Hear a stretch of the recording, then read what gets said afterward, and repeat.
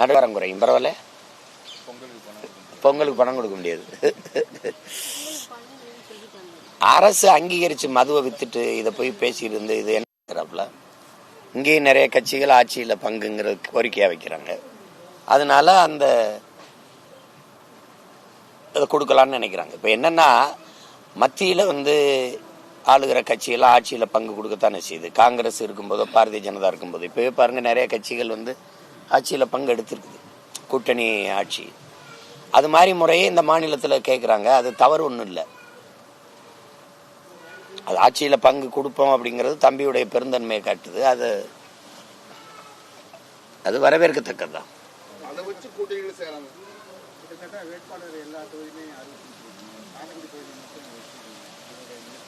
காரைக்குடி தொகுதியில் கடைசியாக அறிவிப்போம்.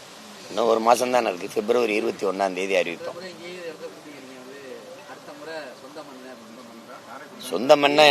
சொந்த மண்ணை காரைக்குடி மட்டும் இல்லை, எனக்கு தமிழ்நாடே என் சொந்த மண்ணு தான். இல்லை எனக்கு நான் ஒரு ஊருக்காரன் இல்லையே, நான் உலகத்துக்கானவன், அது இந்த தமிழ்நாட்டுக்கானவன். எனக்கு நீங்க இந்த ஒரு வட்டத்துக்குள்ள எங்க தாத்தா தெய்வ திருமகன் சொன்ன மாதிரி தான். நான் கடல், என்னைய குட்டையாக்க முடியாது. நீங்க ஒரு குளமாவோ கண்மாயாவோ ஆக்க முடியாது. நீங்க எதிர்பார்க்கிறீங்களா? இல்ல அறிவிப்புங்கிறது பிப்ரவரி 21 தான். எல்லா மொத்த வேட்பாளர் வாக்கு வங்கி. ஆமா, சொந்த ஊர்ல ஒரு தாய் பாசம் இருக்கும்ல நம்ம பிள்ளைன்னு. எல்லாத்துக்கும் அவசரப்படுறீங்க நீங்க. அது காமிப்போம். 21 அறிவிப்போம். 21 பிப்ரவரி 21 திருச்சியில மாநாடு இருக்கு. அதுல எல்லா வேட்பாளரையும் அறிவிப்போம். இப்போ நாங்கள் 100-150 வேட்பாளர்கிட்ட தான் அறிவிச்சிருக்கோம். இன்னும் மிச்ச வேட்பாளர்கள்லாம் தேர்வு பண்ணி வச்சிருக்கோம். அப்போ மொத்தமாக அறிவிப்போம். இல்லை, அது எங்கள் கோட்பாட்டில் இல்லை.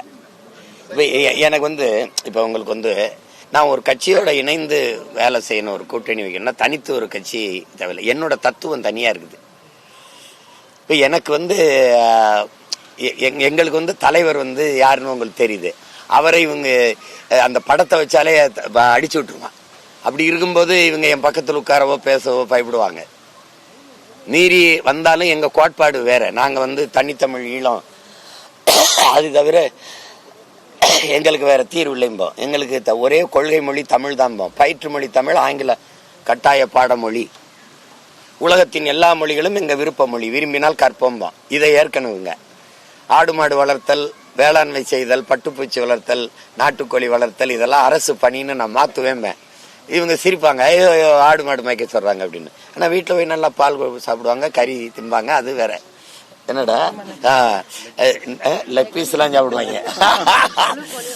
பைத்தியக்கார கூட்டம். இங்க பால் வளத்துறை இருக்கும், பால் இருக்கும். வளம் எங்க இருக்கு? எங்க இருந்துடா பால் வருது? வளத்துறை எங்கடானா இல்ல. கால்நடைத்துறைக்கு ஒரு அமைச்சர் இருப்பாரு, கால்நடை எங்கன்னா இருக்காது. அது மாதிரி சில கோட்பாடுகளோட நம்ம உடன்பட முடியாது. நீங்க ஊழல் லஞ்சத்தை ஒழிக்கணும்னு நினைக்கிறோம். ஆனா இதுல எந்த கட்சியோட சேர்ந்து உழைப்பீங்க? நீங்களே சொல்லுங்க. இவங்க எல்லாரையும் ஒழிச்சாதான் அதை ஒழிக்க முடியும். உண்மையா இல்லையா சொல்லுங்க.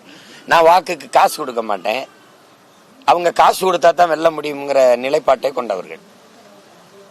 நான் 36 லட்சம் வாக்கு 1 ரூபா கூட கொடுக்காம பெற்றிருக்கேன். இன்னொரு 36 லட்சம் கூட்டிட்டேன்னா நான் ஓடிடுவேன். அப்ப மக்களுக்கு இந்த புள்ள வென்றுவான் அப்படின்னு நம்பிக்கை வந்துடும். நீங்க காசு கொடுக்கும் போதே ஊழல் லஞ்சத்துக்கான விதை அங்க ஊண்டப்பட்டது. எந்த கேள்வி நீங்க என்கிட்ட கேட்க முடியாது. ஏன்னா நீங்க காசு வாங்கிட்டு தான் வாக்கு செலுத்தி இருக்கீங்க. இப்போ இந்த ரோட்டை ஏன் போடுறேன்னு சொல்லிட்டு போடலன்னு இவர் சட்டையை பிடிச்சி நான் கேட்க முடியாது. அவன் கையேடுறா, நீ நோட்டை வாங்காமையோட ஓட்டை போட்ட, இப்ப ரோட்டை பத்தி கேட்கிறாயும்பா. ஆரம்பத்திலிருந்தே எதோட கூட்டணி கிடையாதுங்கிற இதுல நீங்க உறுதியா இருக்கிறது ரொம்ப வரவேற்கிறது. ஆனா அரசியல் சமூக ஆர்வலர்கள் என்ன சொல்றாங்கன்னா, கூட்டணி இல்லாம எந்த கட்சியும் இந்த தமிழ்நாட்டில் அது சும்மா அது ஒரு சும்மா அது ஒரு இதை கட்டி வச்சுக்கிறாங்க. கெஜ்ரிவால் வெல்ல முடியுது தனிச்சு நின்று. வென்றாரா இல்லையா அதை சொல்லுங்க. 2 முறை வென்றாருல. அப்ப 2 முறை வென்றாரா இல்லையா? கூட்டணி வச்சு வென்று என்ன நீங்க தனிச்சு நின்று வெல்ல முடியாதுன்னு ஏன் சொல்றீங்க? தனிச்சு நின்று 34 தொகுதியில 40 பாராளுமன்றத்துல 37 தொகுதியே அம்மா ஜெயலலிதா வென்றாங்களா இல்லையா? தனிச்சு நிக்கிறது தனிச்சுனா என்ன போய் காட்டுக்குள்ள தனியா நிக்க ஒரு தலைவனுக்கு முதல் அழகு தன் மக்களை முழுமையா நேசிக்கணும், நம்பணும், தன் மண்ணை முழுமையா நேசிக்கணும். இதுதான் தகுதி. நான் என் மக்களை முழுமையா நம்புறேன், நேசிக்கிறேன், அவங்களை நம்பி நிக்கிறேன். எனக்கு எதுக்கு கூட்டணி? இவ்வளவு பெரிய மக்கள் கூட்டம் இருக்கும்போது எனக்கு எதுக்கு? நாம் தமிழர் கட்சியுடைய கொள்கைகள்லாம் வந்து அருமையான கொள்கைகள், மக்களை முன்னேற்றணும், மக்களுடைய கையேந்த வைக்க கூடாது அப்படின்ற ஒரு கொள்கை தான் நாம் தமிழர் கட்சி கொள்கை. ஆனா அதுக்கும் சில விஷயங்கள் தேவைப்படுதுங்க. அதாவது நீங்க அப்படி மக்களை வந்து என்னைக்குமே நான் சொல்றேன், என் மக்கள் மகத்தானவர்கள். இது எங்க தாத்தா ஜீவானந்தத்திலிருந்து எல்லாருமே சொல்லி கொடுத்தது என்னன்னா, மக்களை குறை சொல்லாதீங்க. எங்க தலைவர் எங்களுக்கு படிப்பிச்சதான், மக்களை குறை சொல்லக்கூடாது. நான் யாருன்னு நினைக்கிறீங்க? நீங்க யாரு? நீங்க அந்த மக்கள் இருந்து நம்மளை பெற்ற தாய் தந்தையர். என் தாயும் தந்தையும் படிக்கல, என்னை படிக்க வச்சான்ல. அப்படி பேசக்கூடாது. என் மக்கள் மகத்தானவர்கள். இவ்வளவு சாதி மத உணர்ச்சியை தூண்டி சாராயம் பணம் கொடுத்து எல்லாம் சாப்பாடு கொடுத்து இவ்வளவு வேலை செஞ்சும் எனக்கு 36 லட்சம் பேர் மக்கள் தேடி போட்டு ஒரு சின்ன பிள்ளைகளை அங்கீகாரம் பெற்ற ஒரு தனித்த கட்சியா மாத்திருக்கான்னா மக்கள் மகத்தானவன் தானே.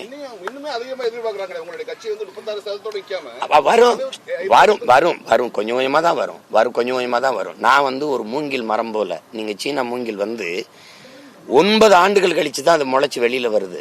ஆனா 6 மாசத்துல விண்ணை தொடர உயரத்துக்கு போயிருது.